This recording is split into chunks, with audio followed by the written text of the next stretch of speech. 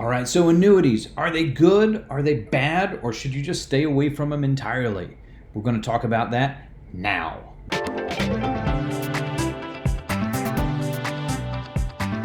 Hey, welcome back. I'm Andy Young, the Mountain Money Man. I really appreciate you joining us so that we can go over annuities today.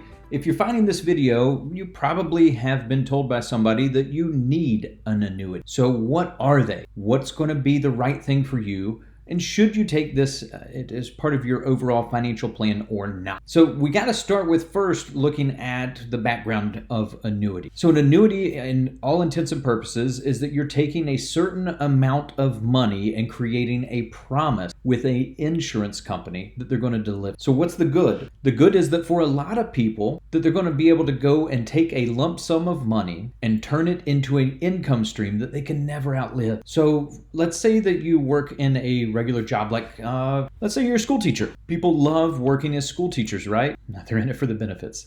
There's some of you out there that might really love being a school teacher, but honestly, when I look at some of my happiest retirees, they've been state, federal employees or school teachers because when they retired, they got a pension. They knew that no matter what, they could not outlive that pension. It was still going to keep coming to them. Now, things like inflation can help, come against that and create an issue, but for all intents and purposes, when we look at that, we've created a sum of money that's going to pay you out, and it's going to be mailbox money. It shows up every single month for as long as you live.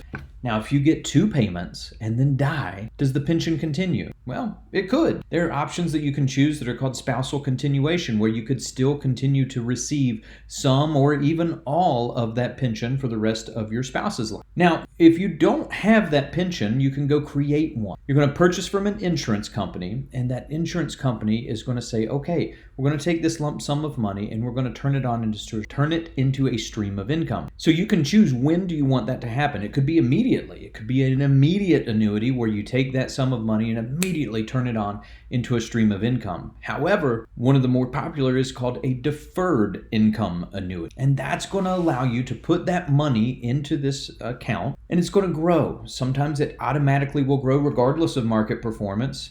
We'll go over that in a later episode. It's funny money, right? We can't go grab all of that at once, but it's going to create an income stream. And depending upon how long we wait before we take it, it will determine how much we're going to be paid. Now, you're getting the same slice, the same amount of pie. You're just choosing how big of a slice you're getting. So the longer you wait, yes, it goes up how much you're going to receive because they look at it and say, listen, there's going to be a shorter period of time you're probably going to receive this, so we'll pay you more. Another option, though, is going to be operating to where some people want a little more structure.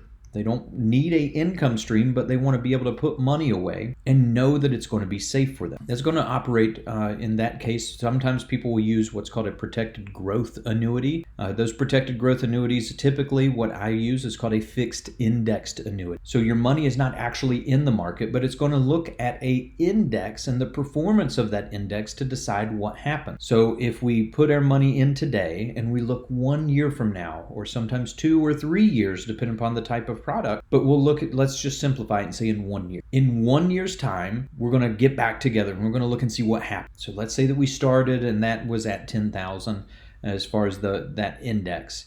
And over that time, that entire year, the market fell apart. So now instead of that index being at 10,000, it had dropped to be at 8,000. Good news, you didn't lose anything because your money was not actually in the market. So regardless of the performance, you still have the same amount. Now, let's say instead that index grew. So that $10,000 over, or the 10,000 from last year, now we're getting back together a year later, became 12. Well, it's going to look at your account and decide what are you going to get credited for that growth. So sometimes you'll see with that, for instance, if it was tied to the S&P 500 and with the performance, sometimes there will be limitations. It doesn't give you all of that performance. Since they're taking on the risk of the downside and they're not passing that on to you, they're not going to give you all of the upside. If we look and see what's going to happen with that, oftentimes we'll see that maybe it's going to give you 35 or even 50% of the performance of the S&P 500. What you're trying to do is eliminate the downs. We're not chasing to be doing the same amount of performance that you could get just being in a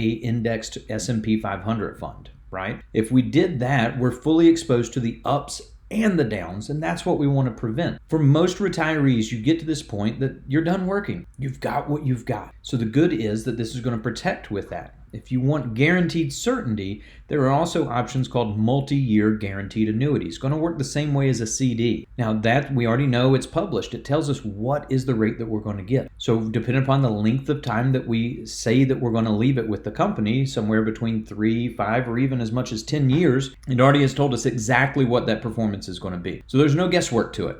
It's the same as a CD. We know what it's going to be. Just instead of being FDIC insured, it's now backed up by the claims paying ability of the insurance company. Now, you want to work with insurance companies that are financially strong. That insurance company should be A-rated or better.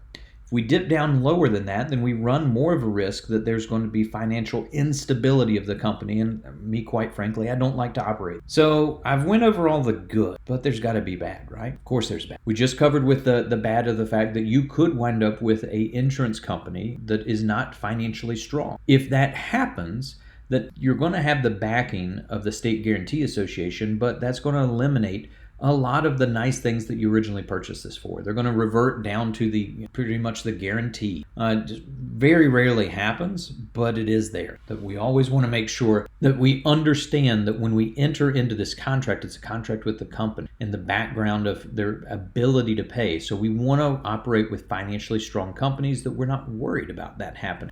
We also look at it that we have the bad of we're going to tie money up for a certain length of time. When we tie that money up, we're promising for it to stay there. So we want to make sure we have sufficient liquid resources, other access to money, so that we're not tying everything up in there. Now, you should never, ever encounter to where all of your money is in a product like that. It's number one, it's not financially savvy, and it's not legal. We operate to where when we look at what is allowed, these companies put a structure of how much they'll allow to be packaged inside of that because they want you to have access to money. If the person that's selling you this annuity or explaining it to you is trying to put all of your money in it because you said, hey, I want everything protected, that's not going to be in your best interest. We want to make sure that you've got access to funds because life's going to happen. You're going to have issues that arise. You're going to have things that need to be taken care of. And we don't want it behind a wall where you've got to pay a fee to access. What happens if you do need to access it? Most of these companies are going to allow you to access up to 10% of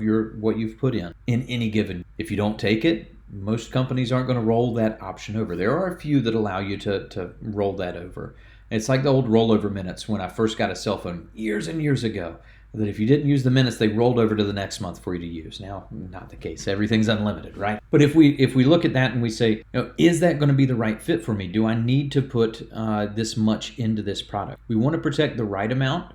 And in most cases, if somebody's coming to me and they say, hey, I'm concerned about market risk, I'm concerned about volatility, how much can I protect? It's going to vary company to company, but roughly we're going to look at it somewhere between 50 and 60% of your overall assets that are liquid.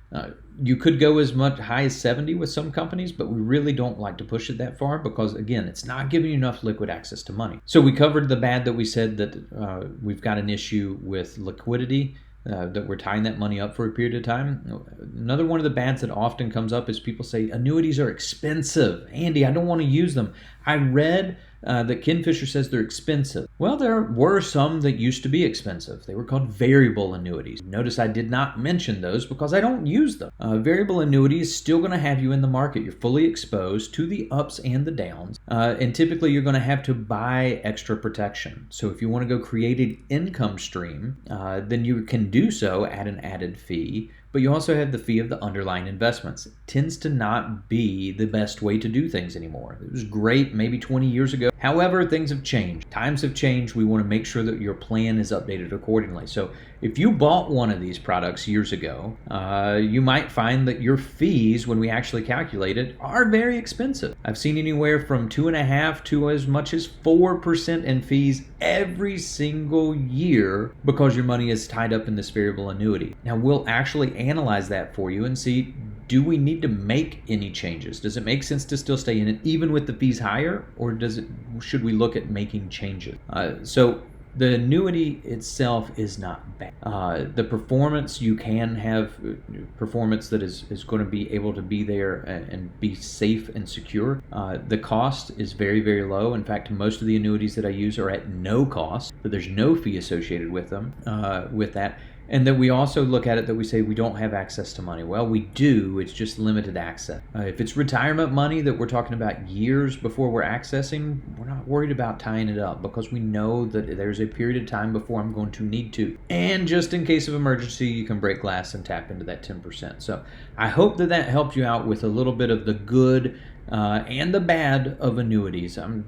No ugly today, no ugly, but when we look at that it's important for you to know where it fits in your plan. If you have an annuity or you're thinking about purchasing an annuity, feel free to click the link below so that you can schedule 15 minutes on my calendar. I open this up to anybody at all when you've got questions. Not saying that we're going to work together, not saying that I can help you. I'm just making sure that you're aware of everything that's going on and an impartial second opinion as far as a look of that. If you go through a full financial pathway process, we always include that as far as part of our initial consultation at no fee so that we can make sure that what you have, is it suitable? Is it still in your best interest or should you make any change? I hope that this video finds you well and I'll catch you next time.